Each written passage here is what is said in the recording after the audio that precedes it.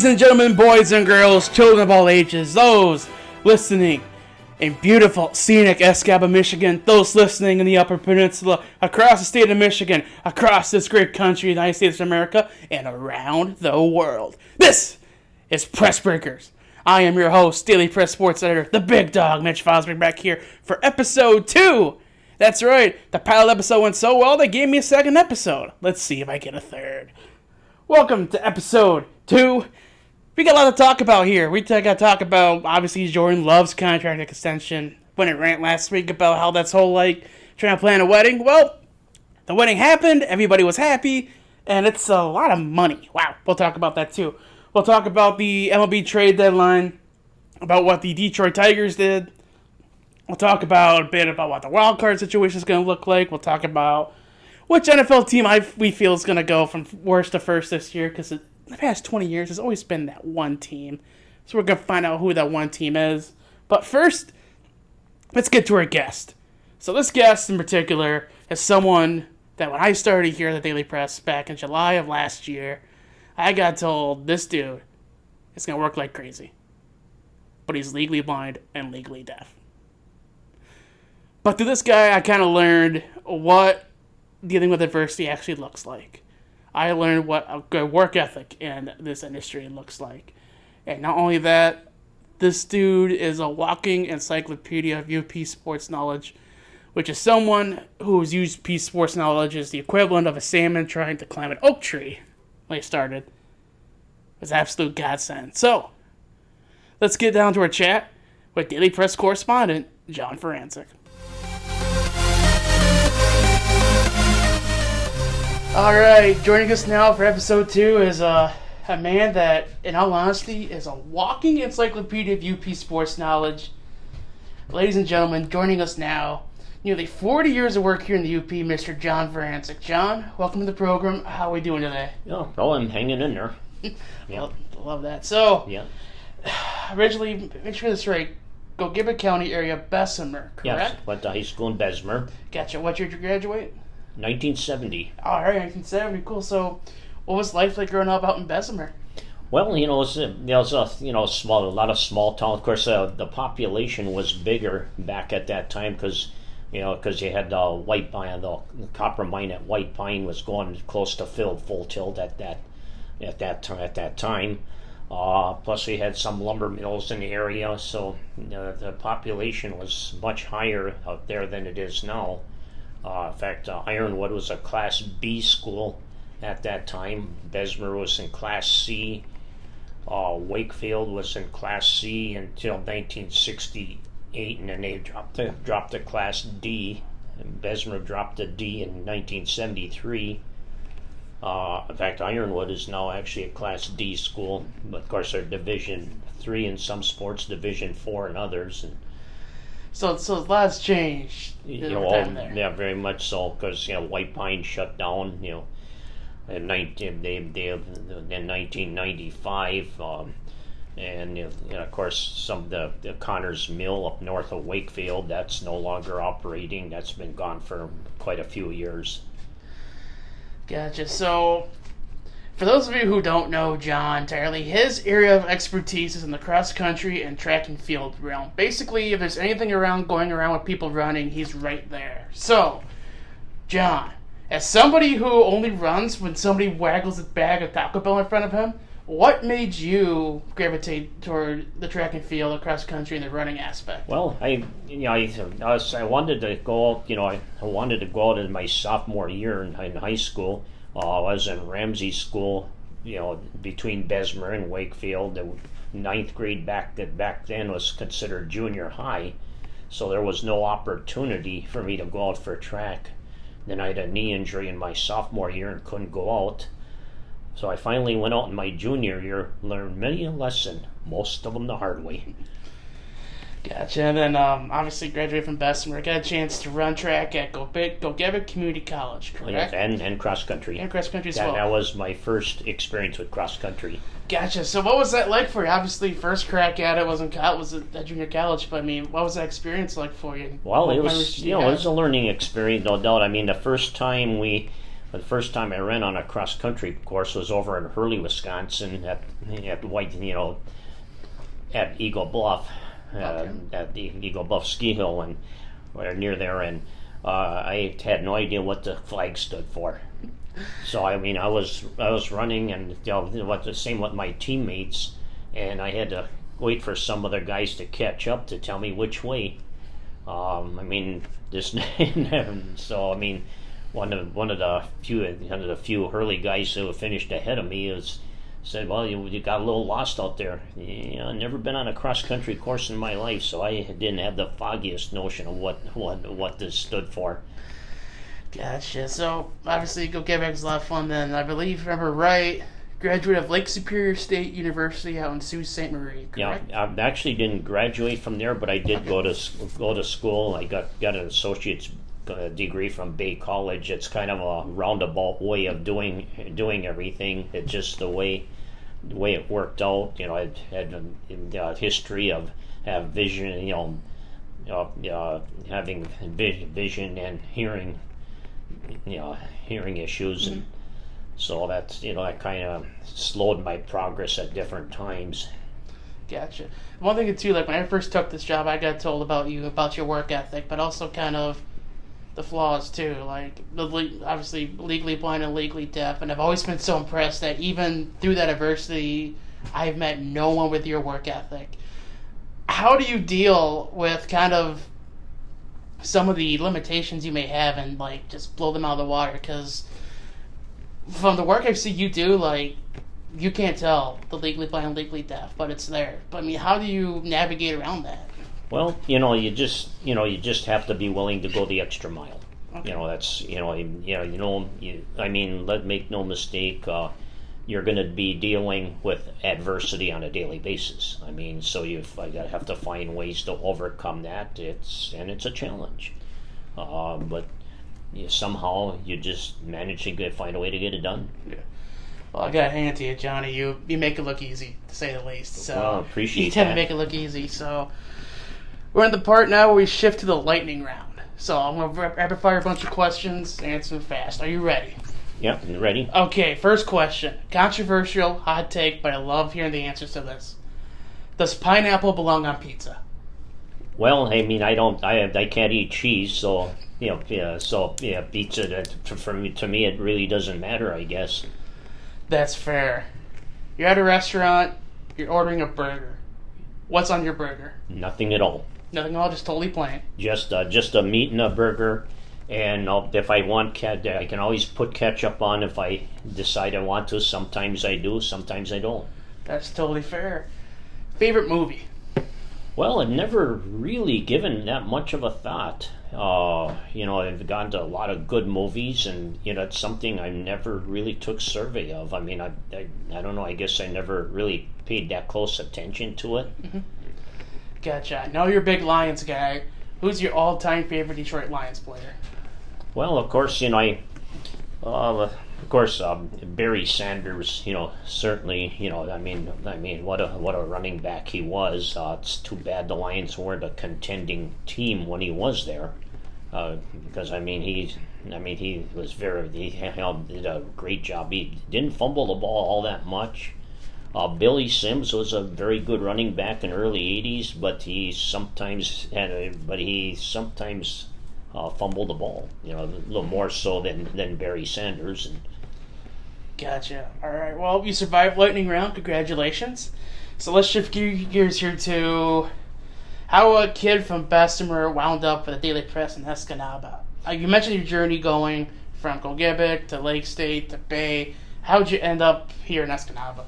Well, I just decided I liked the area. Always liked the area. I decided I want to live here, and with the hope of eventually settling down. That's part of the reason I finished my associates at Bay. I could have gone to Gogebic, but I kind of wanted to be on my own, experience life for myself. Yes, and that brought its own set of challenges, especially from a financial standpoint. I was going to school for a while through on GI benefits through my dad, because my dad served in World War II. but once that ran out, then then it got the money got a little tighter, and I tried to whenever I was fortunate to have a job, I worked, and of course in some cases I had to draw unemployment, and there's been and of course I actually for a while I had to even go on general assistance because money was getting really starting to run out, and I was having a hard time finding work. What were the first couple of years for you like here at the Daily Press? Because obviously the way we operate now as opposed to back when you started in the 80s was maybe just a little bit different technology-wise, just a tad. I guess you could say that. Yeah, you didn't. Of course, we had the back. We had guys working here in the back shop. So our paper was the paper was printed. So it was printed in Powers eventually. In fact, we sent everything to Powers, but once the printing plant got going out there, but I mean it was different, and you had to have couriers take some of the things out if they couldn't send it, get it to go through, then you have to have a courier to run it out to Powers. I made a few of those trips now and then, and it was different. And then I subbed on the motor route off and on for a number of years too, and that was different, a different experience. You had the route that went up through Bark River and Schaefer and Perrinville and north of Perrinville and and Riverland and all those good places. So, gotcha. Well, early on in your career too, for a good chunk of your career, you worked alongside Denny Grell. And for those who don't know Denny Grell, we'll get him on at some point, hopefully. But those who do know, Denny is Denny. But one thing I've always respected about Denny is the fact he was so thorough in being a storyteller for his community. What's like one or two lessons along the way that you've learned from Denny that you feel really helped you out in your career? Well, I think I learned to, one thing I learned to handle deadlines, he, and then, of course he pretty much taught me everything I know about the business. I mean, Denny knew the business inside out, make no mistake. And it was, the first couple of years were very humbling. I was a sports editor in the school, in my high school newspaper, and at Bay College. Very different here, and I thought I knew a little bit about sports writing. Very quickly found out how little I knew. When did you feel things started to get a little easier for you here? Probably my second year, because I learned from the mistakes I made in my first year, and so I was able to apply those. Again, I still had a long way to go at that point, but I mean, everything became a little more familiar to me. Of course, like the pagination, I really struggled with that.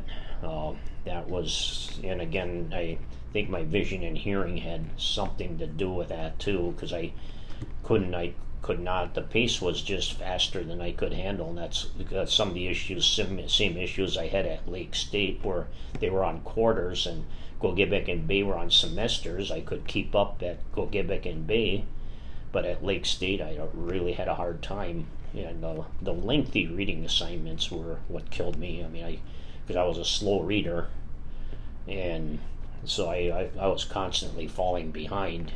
And it wasn't, I knew it wasn't due to a lack of effort, because the effort was there, I just couldn't work fast enough. I remember when I first started here last summer, I started to get out the gyms for volleyball, and I introduced myself. I remember specifically it was Amy Nixon from Manistee Volleyball.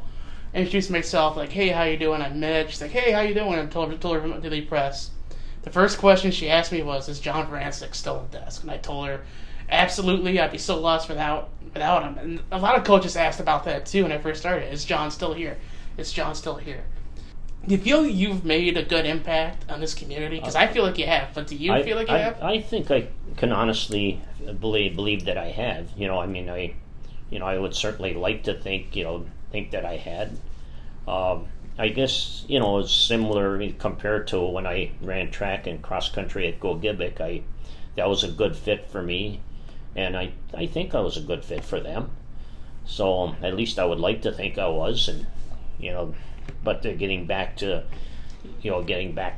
the community, and it's like anything else. It took a while for people to get used to maybe my style of writing, but I think eventually I've won over the trust. And Gotcha. Well, I'll throw this at you. In my hand here is an invisible, imaginary Uno reverse card. So I'm going to throw it to you. You get a chance to ask me up to 3 questions. Nothing is off limits. You have the floor, sir. Okay. Well, how did you become interested in sports writing? Well, I played football, golf, and I powerlifted in high school.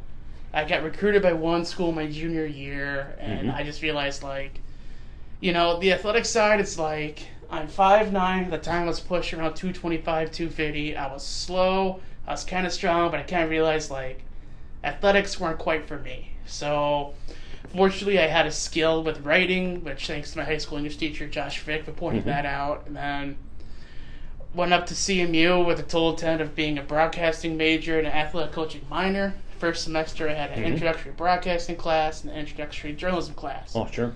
The broadcasting class is the only class, 8.5 years of college, because I have fun, that I actually fell asleep in lecture.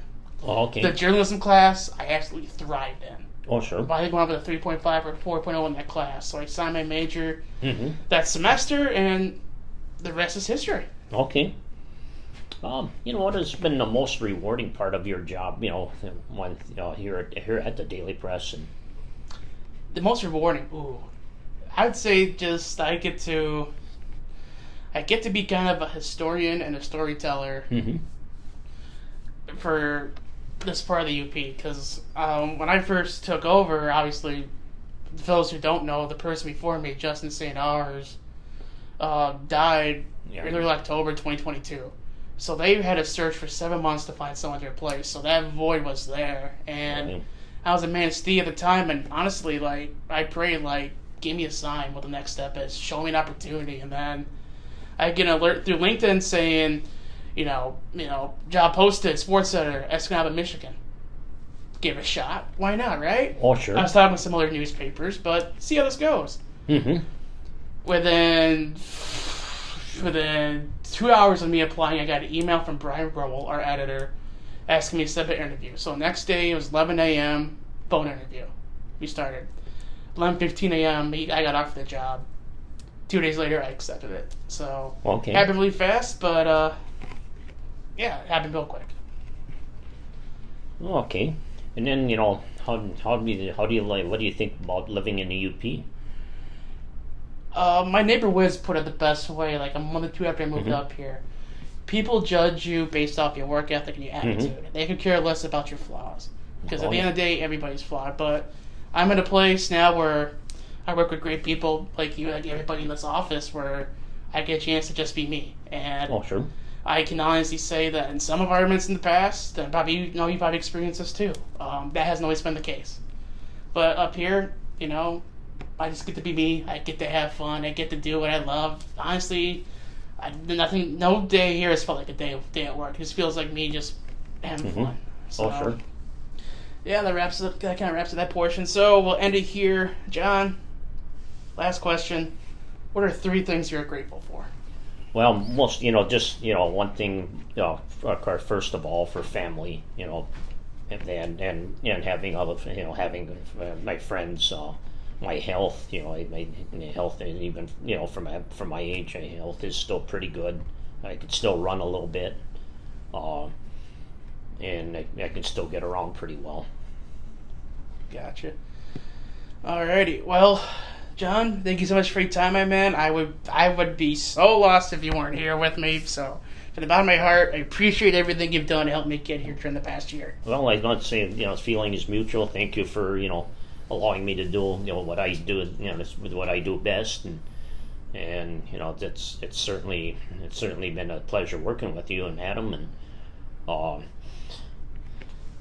of course now this year with the situation with my car, I'm gonna have to get a little bit of help, getting in some of these places for a little while. But once I get a newer vehicle, hopefully it'll change things. And It all works out in the end, right? yeah, well, yeah. Right on. Well, John, thank you so much for your time. We appreciate it. Okay, and thank you.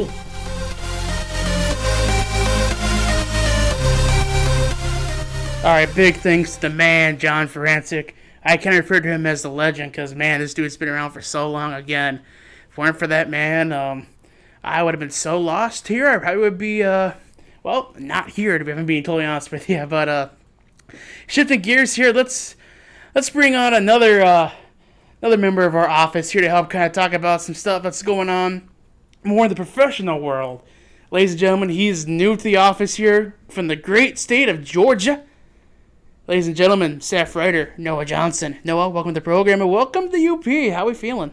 Hey, Mitch. Thanks for having me. It's great to be here. Great to be in the UP and be a part of this amazing community. All right, so Packers fans, we got some big news. Jordan Love has signed a new contract, 4 years, $220 million, comparable to fellow quarterback Joe Burrow out of Cincinnati and Trevor Lawrence out of Jacksonville. We thought a deal was going to get done, but wasn't expecting such a involved and expensive deal. I believe it's $180 million guaranteed. Pretty wild. So, Big Dog, let's get your thoughts on that. Yeah, so last episode I kind of talked about how this is all just a wedding in the works, trying to plan for everything, what kind of cake you want, is the mother-in-law going to go crazy, that sort of thing. Well, the marriage is done. It's all signed, sealed, and delivered. The ceremony was awesome. There were a lot of cool people there, what I hear, but Jordan Love's a Packer for a while, and kind of like you, I'm surprised with the amount. Who would have thought 4 years ago when he got drafted that we're talking here in 2024 that he's making the same amount of money as Joe Burrow, who went first overall in the same class? I did not have that on my NFL Bingo future card, so that's kind of more on me. But on the so think of this as kind of like a coin. You got a head side and a tail side. Let's start with the head side, the George Washington look. I don't think he's worth $55 million right now. I don't think the resume is quite there to be worthy of $55 million. I get he had a great second half of the year. He walked into Jerry World and beat the Cowboys, but everybody beats the Cowboys in January in the 21st century. Let's get real. But, they see a long-term future with him because trying to replace that quarterback with his skill set, I remember watching his tape against Michigan State his last year when he lost basically his entire offensive line and a lot of his receivers. He was still a really good quarterback that just sliced and diced Michigan State. He was capable of really great things. So I don't think this is more indicative of the fact of what he's done lately. It's kind of more to what he's going to do. So what this does now, too, is it alters the market, which teams who extend quarterbacks like this get a chance to do. The Lions briefly did it. Miami did it for, maybe 2 days if they were lucky. So right now you got Love, Burrow, Lawrence at $55 million. You got Tua Tagovailoa at $53.1 million. You got Jared Goff at $53 million. That's your top five. And you go to Herbert at $52.5 million, Lamar Jackson at $52 million, Jalen Hurts at $51 million. So there's your top 8 guys. And so those guys I just mentioned, they're young. They're on contract number 2. Those prices are pretty locked in there. But you get this next year, like Josh Allen and Patrick Mahomes. Allen's at $43 million and Mahomes is at $45 million. If I'm Josh Allen and Patrick Mahomes and I somehow get a Super Bowl ring, I'm going into that office and saying, hey, this Jordan Love kid doesn't have my resume and he's making $55 million. Yeah, I'm worth more than that. So that kind of puts Buffalo, Green Bay, potentially Dallas with Dak Prescott, who's at $40 million right now, getting a new contract at the end of the year. That kind of puts the rest of the NFL in a tough bind because that just takes your market and just puts a big old monkey wrench in it. You're hucking it sidearm like you're Randy Johnson in 0-1, and, there's a pigeon, so look out. But, yeah, Packers, be excited. You got your next quarterback. The wedding's all set. Let's just hope it doesn't end in the ugly divorce like the last two. All right, moving on. Let's talk a little bit about MLB. Recently, just had the trade deadline. That is all said and done, and your Detroit Tigers have made some moves. We were expecting them to be sellers at this deadline. Doesn't look like they're going to be in it for a division, or certainly not a division, nor a wild card. They've got a great division this year with Cleveland and Kansas City both rocking it out. But some of the big news is that Jack Flaherty going to the Dodgers. This is a team that he rooted for growing up, and now he gets to go back, sort of like a homecoming. In addition to that, we have Mark Canha going to San Francisco. So I think he was batting 230, 240. Not a huge impact back going away to the Bay. But yeah, Mitch, what do you think about some of the returns that Detroit got?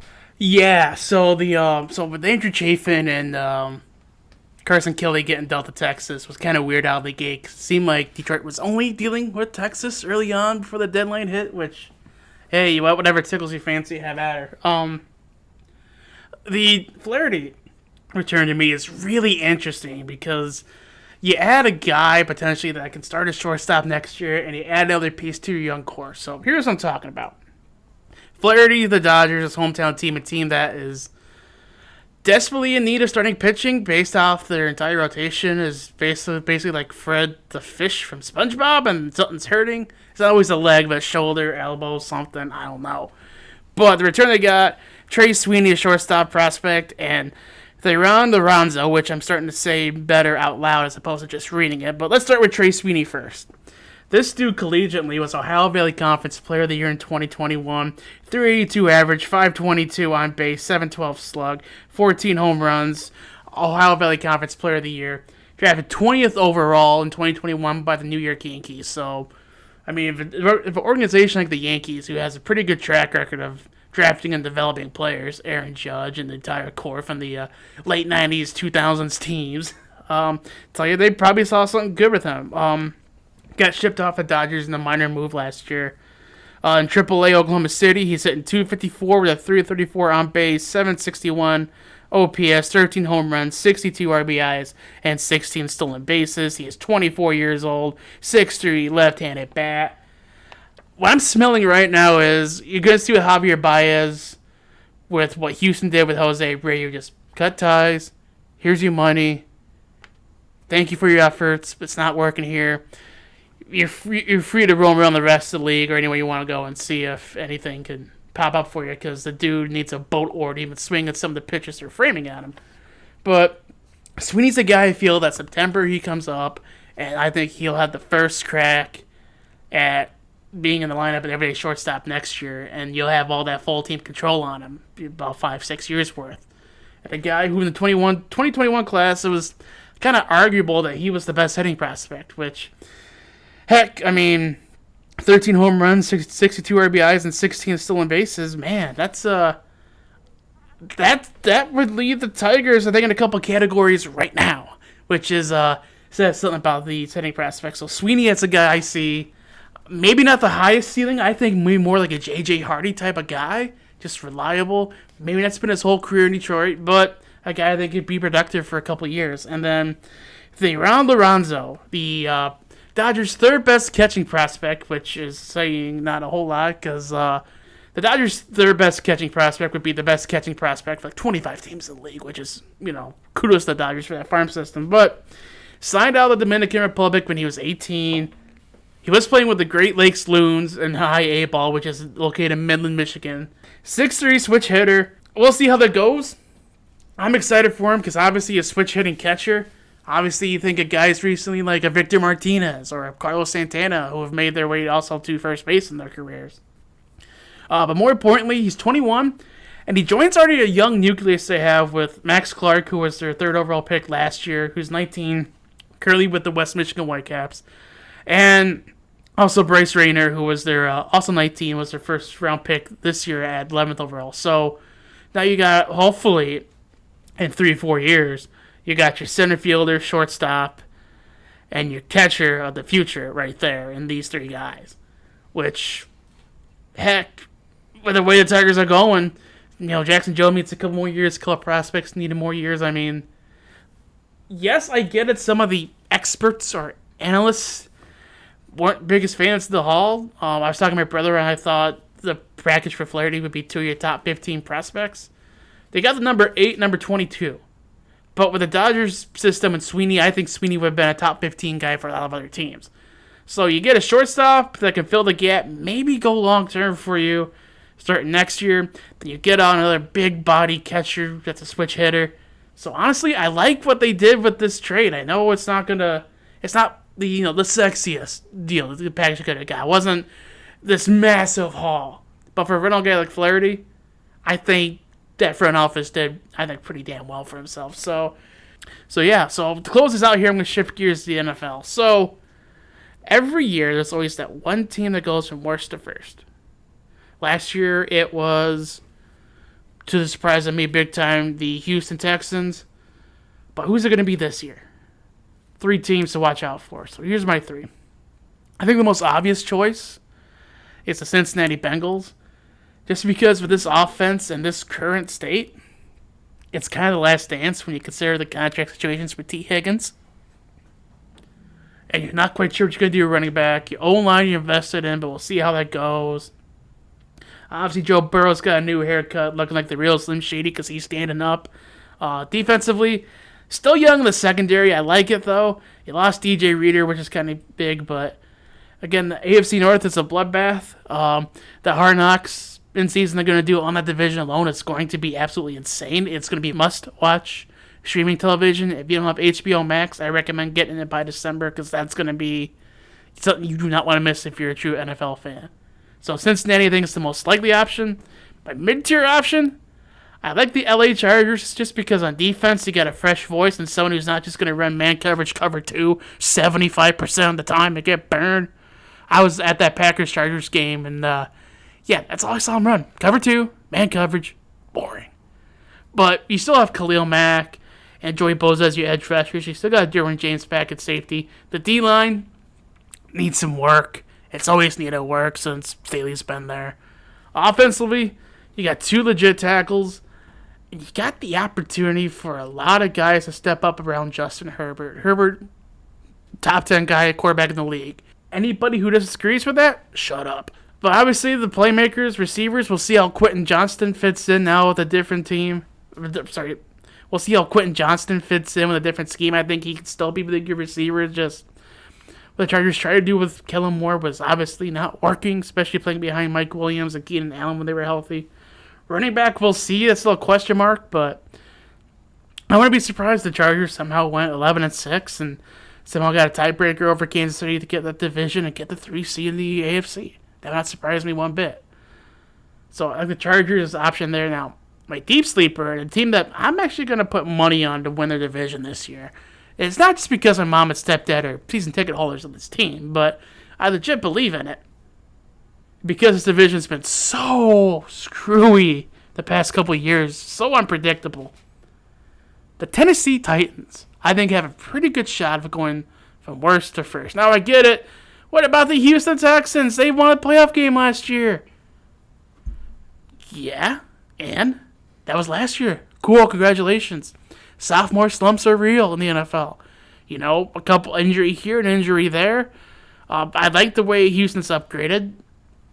But, hey, let's say they get off to a bad start. They get a couple injuries, the O-line out of the gate. They start off, 2-5, 2-6, and they climb a 10-7 and get a wild card spot. I think that's a realistic opportunity for Houston to make a run, maybe make the AFC title game. I'm not saying Houston's going to be totally dead in the water, but when you look what Tennessee is just built around, I'd argue with Tyler Boyd, DeAndre Hopkins, and Kellen Ridley. It's hard to find a trio of receivers I think it's better than the NFL right now. I have a pretty good running back tandem, I feel, in Tajay Spears and Tony Pollard. I think those two are going to complement each other a lot better than people think. Yes, losing King Henry sucks. It definitely sucks. It still sucks, especially the fact considering he signed with Baltimore, which is still going to be a nightmare in my dreams. But anyway, Tennessee has provided Will Levis all the tools he needs to succeed.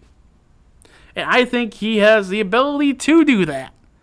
Especially now you mentioned, kind of bring up that Tennessee's been missing number one corner forever. You got L'Jarius Sneed in.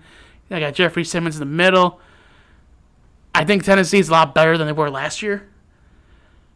But is it going to be good enough to win the AFC South? I think 11 wins gets it. I'm being totally honest with you. I think Jacksonville sits in that spot too. Whoever gets 11 wins first gets the AFC South. Just be real here. 11 wins gets you the South. And I think Tennessee, with the talent they have, is good enough to get there. But it's going to rely on Will Levis. And I think, to me, I'm betting on Will Levis gets it done.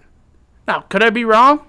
Absolutely, I could be wrong. And I'll eat crow on this podcast down the road if it does blow up. But if it doesn't, I better expect man, you were right. Nicely done. Which hopefully is how you feel about this episode of Press Breaker. So, episode 2 is in the books.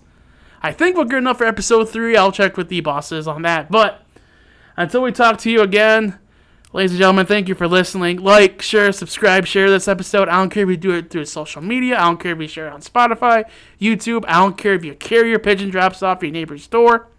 Share, like, subscribe. Let's get this thing rolling. So, until we talk again, I'm the big dog, Mitch Vosburg. Keep your stick in the ice.